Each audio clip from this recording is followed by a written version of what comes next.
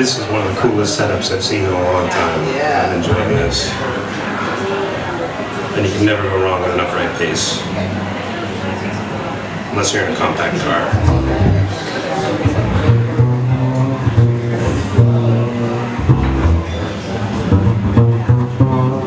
The revolutionary poet will tell you exactly what is wrong and what horrendous things are happening in the places nobody talks about.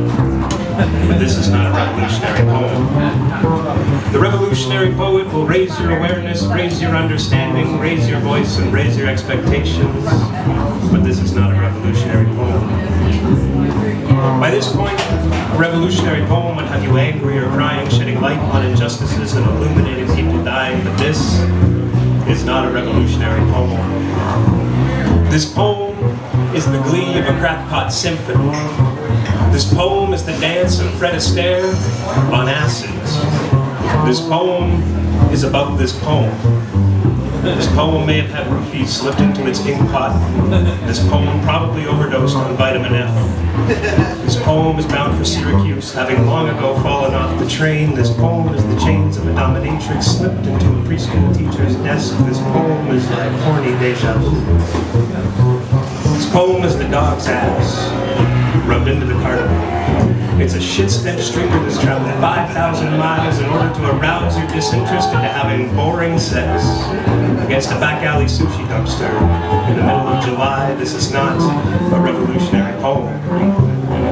This poem probably drank beer for breakfast and will be vomiting bile for lunch, rejoicing after doing so because there will be more room for whiskey. Hello, Kentucky. This poem is a drug-sniffing dog, high on cocaine and amphetamines, not entirely sure whether it wants to maul you or fuck you to death. This is not a revolutionary poem. Nor does it revolve, evolve, or evoke any change. This poem is the same thing said differently, in a slightly deeper voice. This poem cleared Homeland Security and is not sure how or why.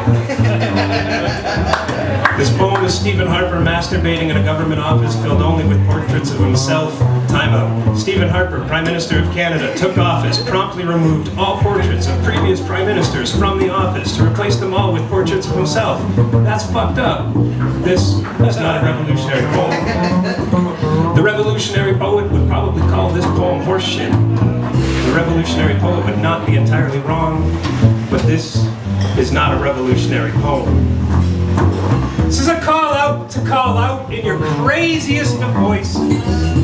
Dance like you've never seen your mother naked. Taste the forbidden flavor of the urinal puddle. Gesticulate wildly while you masticate. Kiss somebody just for sitting next to you and let them try to take a swing. This poem would like to see more of you being more of you. This poem loves to hear your voices and wants to see you naked. This poem thinks you are beautiful, even when the world is not. And this poem would certainly like to see some change in the world. But this is not a revolutionary poem.